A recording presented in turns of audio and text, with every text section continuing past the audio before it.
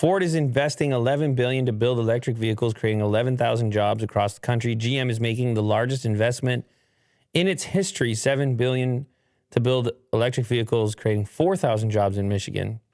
And he just can't get over this Biden not recognizing. Mm-hmm. That's a big point for him. It bothers him? I'm not saying it's wrong, but it's so obvious because he's always in the replies at the top whenever Biden mentions Ford and GM and not Tesla. Which, by the way, I'm not suggesting he should mention Tesla. For sure. But Elon never misses one of those. So he replied saying Tesla has created over 50,000 U.S. jobs building electric vehicles and is investing more than double GM plus Ford combined, FYI, to the person controlling this Twitter. Which is extra fire at the end. Yeah. Picante. To whoever's controlling this Twitter. Biden doesn't write this, does he? No, but, he called him out on it.